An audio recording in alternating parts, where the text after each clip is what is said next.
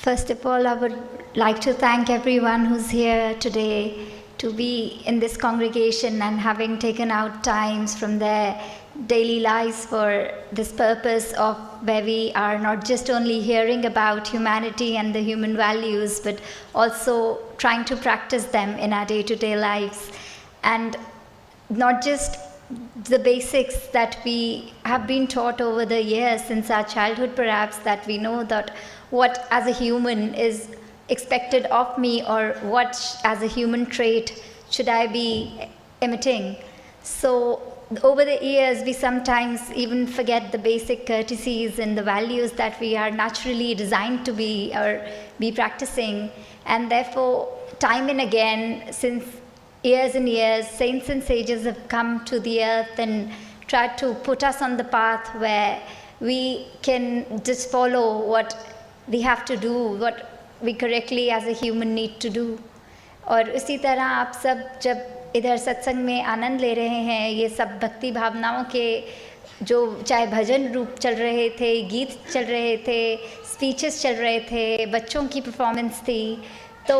उससे एक बात तो ये निश्चय ही है कि भक्ति की कोई उम्र नहीं होती, कि कहाँ जहाँ छोटे बच्चों ने भी योगदान दिया, वहाँ बुज़ुर्गों ने भी स्पीच दी, और ऐसे यूथ ने भी किया। कोई जेंडर की बात नहीं, बहनें भी उतने ही एक्टिव और महापुरुष भी उतने ही थे। तो क्योंकि एक जो मनुष्य तन हमें मिला है, वो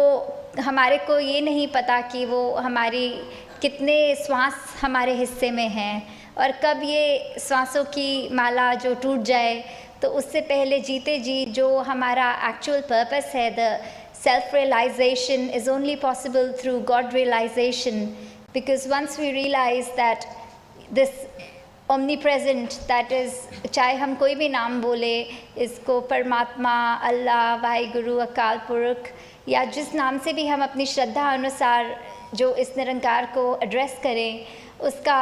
केवल एक ही मतलब है कि हम इस परमात्मा की अंश हैं और आए इधर से ही हैं, और ये लाइफ टाइम में अगर हम जान लें इसको, तो ही सच्चे मायने में भक्ति हो सकती है. और फिर हम अपनी ज़िंदगी में जब आगे चलते जाएंगे वो एहसास के साथ कि 24 घंटे सोते उठते जागते जो ये हमारा नेचुरल तरीके से सिमरन भी उसके प्रति निकलेगा, तो वही हमारी सच्चे मायने में ज़िंदगी जी जाएगी, जो not just for our own personal needs and greeds that we eventually have to live, but our sole purpose should be that whatever comfort we can give out to others. उसी तरह हम अपने जीवन में ना सिर्फ स्वयं को प्राथमिकता देते हुए, पर दूसरे के लिए मैं क्या कर सकता हूँ, उसकी ज़िंदगी कैसे और बेहतर कर सकता हूँ, उस पर अगर फोकस करें. जैसे अभी सत्संग के दौरान भी महापुरुष कह रहे थे कि जो भी हम अगर दूसरों के लिए करेंगे, वो हमें अंदर से अपने आप को भी अच्छा ही लगेगा करके. और भी जिस तरह ये काफ़ी पॉइंट्स जो बार बार टच हो रहे थे कि एक ये चाहे वो ह्यूमननेस की बात हो, वननेस की बात हो, पीसफुल को एग्जिस्टेंस की बात हो, ऐसे काफ़ी जो हम काफ़ी सालों से ये मिशन के अंदर इम्प्लीमेंट होते हुए देख रहे हैं कि सारा जगत ही अपना है, और हमने एक दूसरे में मनुष्यों में देखना है कि किस तरह हम वो खुद पहले मनोरभव की बात लेते हुए और सामने वाला जो भी है उसमें ये निरंकार का अंश देखते हुए, उसी की जहाँ नर सेवा की बात आती है कि नर सेवा नारायण पूजा है, उसी तरह हम चाहे अपने जीवन में कोई भी कार्य में ये मटीरियलिस्टिक वर्ल्ड में अपने जो परिवार का पालन पोषण चाहे करें, वो बात आती है. ये जो भक्ति है हमको कभी भी वो डिटैच होके नहीं करनी, but it is that we can only be the true versions of ourselves once we are practicing as by living in the family and doing our daily deeds and following our responsibilities. और इसको कभी ये ना लें कि परिवार के अंदर भी अगर कोई ऐसी बात है कि किसी परिवार के बंदे से आपस में रिश्ता ठीक नहीं है, कोई ऐसे बात होती है कि टेम्परामेंटल इश्यूज़ आ जाते हैं परिवार के अंदर ही, तो वो बात हमको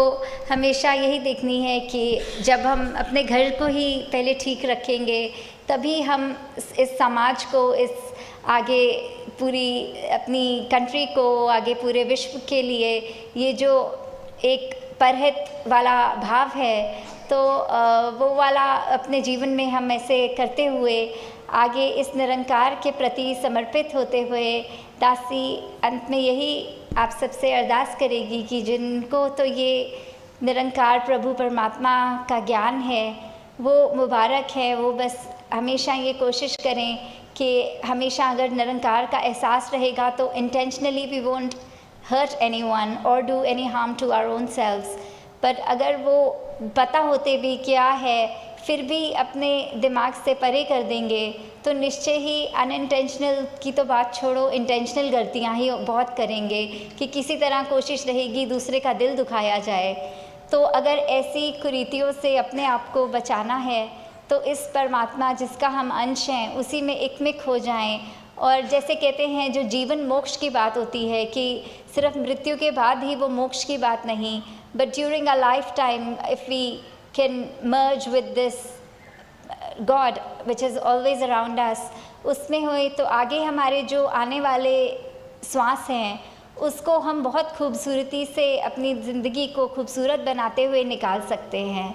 सो दासी ज़्यादा आपका टाइम और नहीं लेगी क्योंकि कॉन्ग्रेगेशन 9 o'clock तक ही थी। तो अभी दासी आप सबसे इजाज़त लेती है कि ऑस्ट्रेलिया में इधर आना तो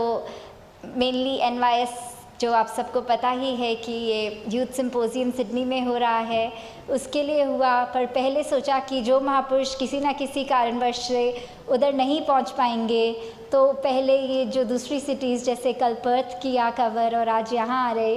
तो आगे और भी इस तरह यात्रा चलनी है कि सबको दासी सबके ही दर्शन कर पाए और सबका आशीर्वाद ले सके। साथ संगत जी, धन्यवाद जी।